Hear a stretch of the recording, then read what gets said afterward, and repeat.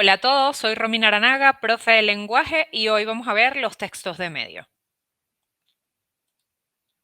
Entendemos por textos de medios o textos periodísticos aquellos mensajes que se transmiten a través de los medios de comunicación social, los que normalmente conocemos, prensa escrita, radio, televisión o internet, y cuya finalidad es difundir y explicar la información de interés a una colectividad determinada. Muchos se preguntarán cuál es la importancia de los textos de medios, y es que su eficacia como difusores de información es equivalente a su capacidad propagandística. Su papel en la configuración social y política del mundo actual es innegable, y de ahí que se haya llegado a afirmar que la prensa constituye el cuarto poder. A través de los textos de medio podemos incluso influir en opiniones, en conductas, moldear información, moldear a través de su utilización conductas y opiniones. Por eso son tan, pero tan importantes, y se llega a comparar su gran capacidad con una propaganda. La comunicación periodística tiene dos funciones fundamentales. Una es informar, que es difundir periódicamente y de manera objetiva hechos novedosos de interés general, pero no se emite ninguna opinión al respecto. Simplemente se presentan los datos, simplemente se presentan los hechos, pero no se emiten juicios de valor. Y la otra función fundamental es crear opinión, que es interpretar esos hechos de los que ya se ha informado. Los factores que determinan las características comunicativas del texto de medio son varios. Vamos a empezar por el primero, y es el emisor. En este caso, el emisor es el periodista o colaborador que está firmando sus textos o colectivo, como en el caso de los textos sin firma, que elabora más bien un equipo de redacción de un periódico o de una revista, y que responden a una línea editorial o línea ideológica del medio, tanto del periódico como de la revista, o en el caso incluso de los textos que son reelaborados por redactores a partir de la información recibida de agencias informativas o de los centros de poder para quienes trabajan. El destinatario, que en principio es un público amplio y heterogéneo, de diferentes edades, de diferentes razas, de diferentes culturas, de diferentes posiciones sociales, incluso diferentes posiciones políticas. Aunque en la práctica se suele compartir la ideología del medio de comunicación con quien se elige. Eh, Solemos destacarnos o decantarnos, mejor dicho, por un medio de comunicación que nosotros sabemos que posee una ideología parecida a la nuestra. Entonces, en el tema del destinatario, el texto de medio lo tiene muy claro cuando sabe a quién está siendo dirigido específicamente lo que está redactando, lo que está firmando o lo que está escribiendo.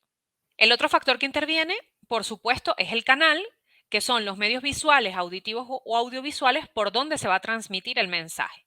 El código es otro elemento o otro factor que determina una característica comunicativa del texto del medio, y es fundamentalmente lingüístico. Es decir, cuando hablamos de lenguaje, cuando hablamos de características lingüísticas, nos referimos a un lenguaje de signos por medio del cual se comunica cierta cantidad de personas. Puede ser, muchas veces lo hacemos a través del lenguaje escrito. El lenguaje escrito es un lenguaje de signos que nos permite comunicarnos entre nosotros. También lo podemos hacer a través del lenguaje oral, a través del lenguaje de señas. A eso se refiere el lenguaje, el elemento lingüístico. Pero en este caso, como código, también puede aparecer combinado el recurso lingüístico con otros recursos no lingüísticos, como fotografías, dibujos, cuadros comparativos, tablas, etcétera. Hablemos ahora de los géneros periodísticos. Ya hemos dicho que tiene dos funciones principales: el texto periodístico, que es informar, y la otra es crear opinión. Pero la información se presenta organizada en géneros textuales diferentes según sea la intención del emisor. Puede ser informar, y entonces allí los géneros se dividen en géneros informativos.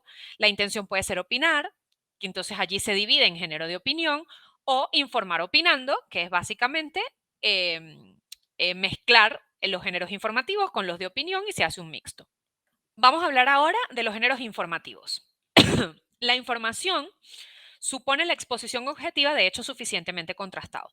Cuando nosotros, como periodistas, presentamos un hecho, debemos haber contrastado la información y exponemos simplemente lo que ha sucedido, los acontecimientos, sin establecer ningún tipo de juicio de valor. Por eso, entre los géneros informativos encontramos las noticias, los reportajes y las crónicas. Ahora, las características lingüísticas de los textos periodísticos. Tienen abundante extranjerismo, sobre todo anglicismo, tanto léxicos como sintácticos. Por ejemplo, una que se suele utilizar mucho en el sentido de proponer es nominar. Fulanito de tal ha nominado a menganito de tal para el puesto de X cosa. El uso de neologismos y de tecnicismos propios de las materias que se tratan en la prensa, como la digitalización, judicializar, son términos que normalmente suelen tratar los periodistas o que se utilizan mucho cuando se escriben textos periodísticos. Es casi una jerga que pertenece al gremio periodístico. Se usan muchas siglas, como por ejemplo Organización de Naciones Unidas, entonces se utiliza la sigla ONU, Organización Mundial de la Salud, OMS, y así vamos a ver recurrentemente en los textos periodísticos el uso de siglas. La reproducción de citas textuales por medio del estilo directo, esto quiere decir por medio de comillas. Se recogen posturas, se recogen afirmaciones, se recogen definiciones de diferentes fuentes, tanto bibliográficas como fuentes vivas.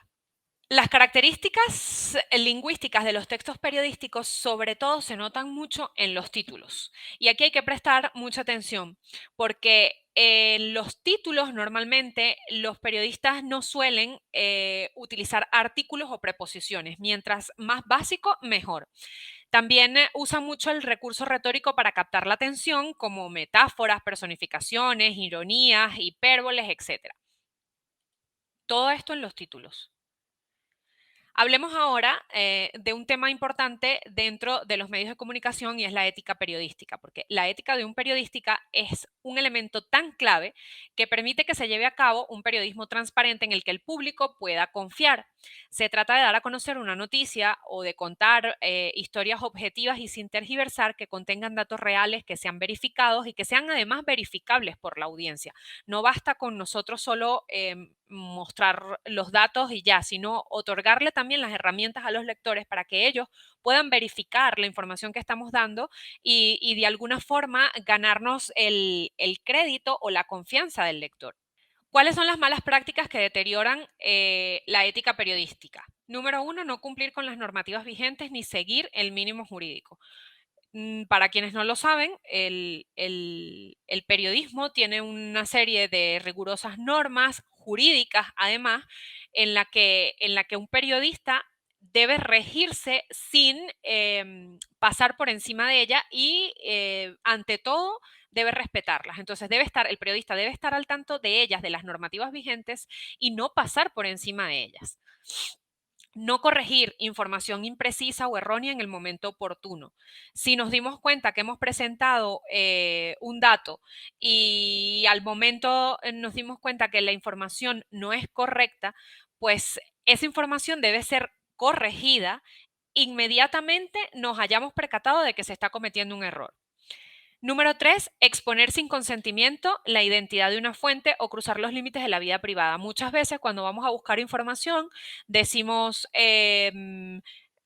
bueno, mi fuente me ha pedido que no revele su nombre, porque resulta que es una persona muy influyente o muy conocida, o por la información que nos pueda revelar, puede meterse en problemas y no quiere que su nombre sea conocido. Es un acuerdo que se hace entre periodista y fuente y burlar ese acuerdo, pues supone una mala práctica de ética periodística. Te ha pedido tu fuente que no la reveles y sobre todas las cosas no puede revelarse la fuente si ha solicitado o no se revela. Otra de las malas prácticas de la ética periodística, difamar o injuriar a algo o a alguien sin tener una evidencia que pruebe lo que estamos diciendo o invalidar la presunción de inocencia. Siempre que se saca una información, siempre debemos velar o siempre debemos cuidar por preservar la presunción de inocencia de quien sea de que se esté hablando. Ahora vamos a ejercitar lo que hemos visto o lo que hemos aprendido hasta ahora. Determina qué recurso retórico se utiliza en los siguientes titulares. Hemos visto que para titular suelen utilizarse metáforas, hipérboles, personificaciones y todo esto se hace con la intención de crear titulares creativos que impacten además al lector y que lo enganche con nuestro texto. Veamos, por ejemplo, el siguiente. Bélgica no hace la fotosíntesis. O el 4-0, Liverpool, cementerio blanco. Como estamos viendo, estos titulares no corresponden o se utilizan palabras que no corresponden a un sentido literal de la palabra o de la oración o de la frase en este caso. Por ejemplo, hablamos de fotosíntesis en el primer título, sabemos que un país no puede hacer fotosíntesis porque la fotosíntesis las hacen las plantas. Entonces es una manera eh, de titular algo creativa que atrape al lector, pero no se está refiriendo de forma literal con la frase fotosíntesis a Bélgica como tal. O en el 4-0 de Liverpool, cementerio blanco, pasa exactamente lo mismo. Por lo que podemos deducir en el titular, Liverpool no ha metido ningún gol, entonces por eso se dice que es un cementerio blanco. En ambos titulares, lo que podemos resaltar es que el recurso retórico que se utiliza es la metáfora y la metáfora es aquel justamente que responde a la utilización de palabras o de frases que no significan literalmente lo que en realidad quieren decir. Espero que esta información haya resultado útil para todos ustedes. Nos vemos en una próxima oportunidad.